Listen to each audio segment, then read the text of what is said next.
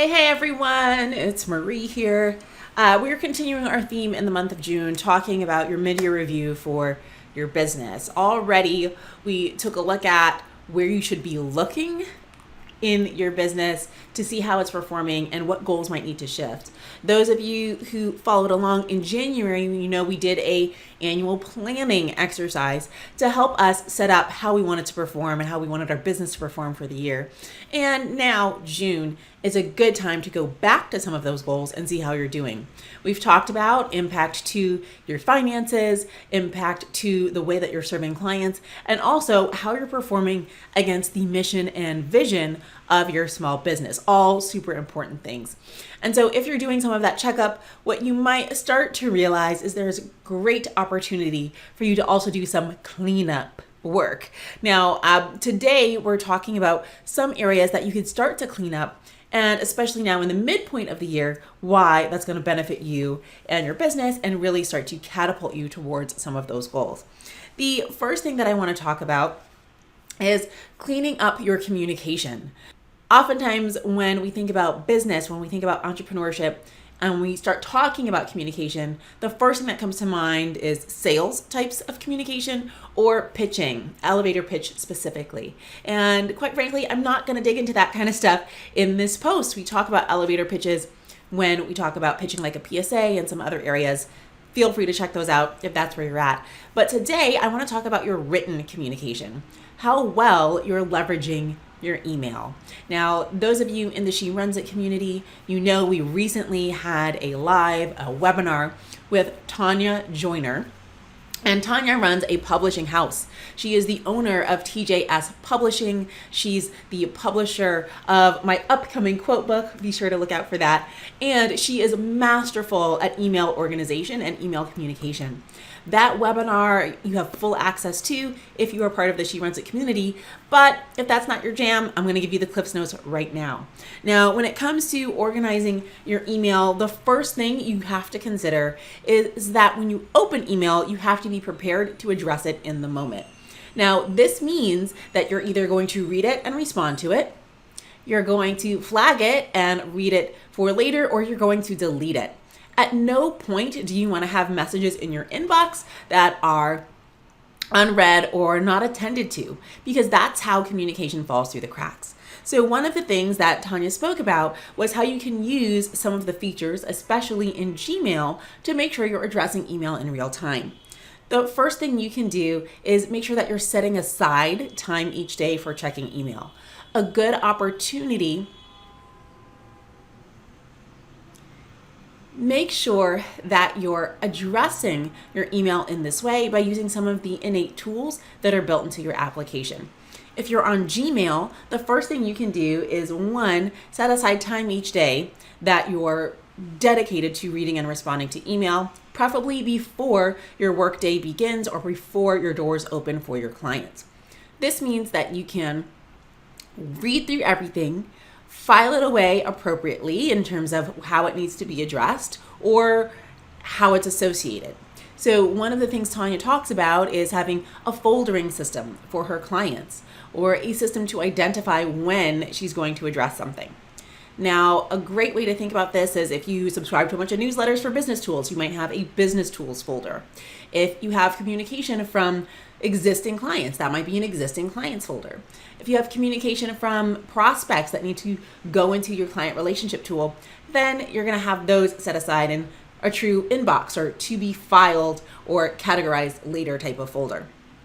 And then, of course, if you look at something and you're like, oh, I really need to respond to this, this is important, you can use the snooze feature in Gmail to have it hidden in your inbox. It'll go away and be saved in your snooze file until the time that you've dedicated for it to reappear, and you can address it in that moment.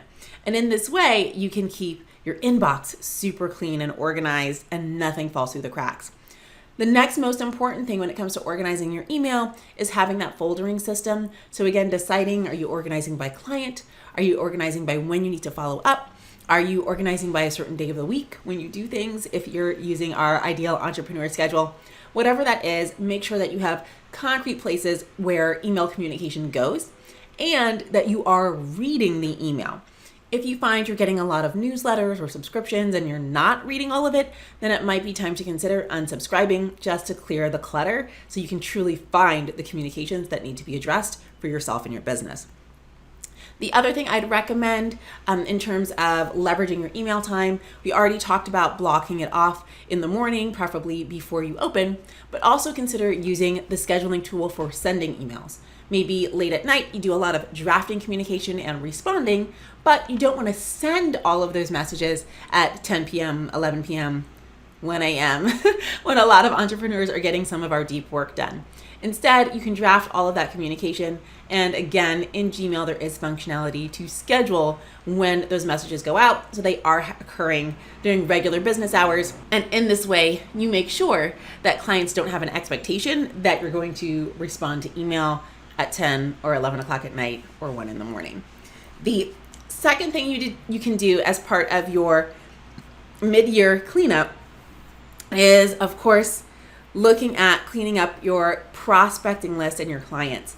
One of the things that I've been doing this month is taking a look and walking myself through this amazing marketing book, Get Clients Now. Can you see? This book is phenomenal because it really walks you through the 4 stages of the sales cycle and helps you identify where you might be challenged or need to beef up some of your skills in getting your clients. For me, that challenge has been around my follow-up. So all this month, I've been actively following up with people and currently using a very rudimentary client relationship management tool, literally a piece of paper with names on it, and making sure that I'm following up. But this is a great opportunity midpoint in the year to drop those names into a spreadsheet. I will be using Airtable's new template for client relationship management so I can keep track of when I've communicated with someone who's interested in coaching or financial consulting or public speaking training, and making sure I'm communicating with them and checking in because clearly they identified that they had a need. And of course, it's a great opportunity for you to start uncovering some of those sales opportunities and service opportunities that you may have overlooked so far in this year, and that clearly can boost some of your goals for the back end of the year as well. The third area that you can clean up as part of your mid-year business review is the money. I know I always talk about the money, but truly, if you haven't reconciled receipts up to this point, if you don't know how much you spent or how much you've received to date and don't have a very clear picture of your profit and loss statement, at least from Q1, now is a good time to do some of that reconciling.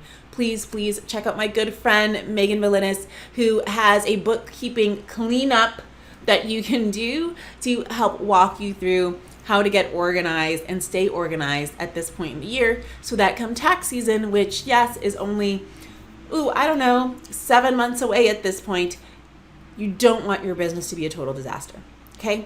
Take the time now, do your checkup, do some cleanup, and prepare yourself for success. Those are my 3 areas, folks. Clean up client communication, clean up prospecting, and follow-up communication with some type of CRM tool, and clean up the money situation by taking the time to do a little bit of bookkeeping, reconciling your receipts, and getting yourself in order. I hope that helps. Please let me know which stage you are in with your mid-year review and cleanup process and how I can help. If you have additional questions or you want to check out that webinar from Tanya because we went live very recently, please pop over to the She Runs It community and check out some of our past video content because I know it will help you. That's how we roll. All right, everyone. Talk to you soon. Bye.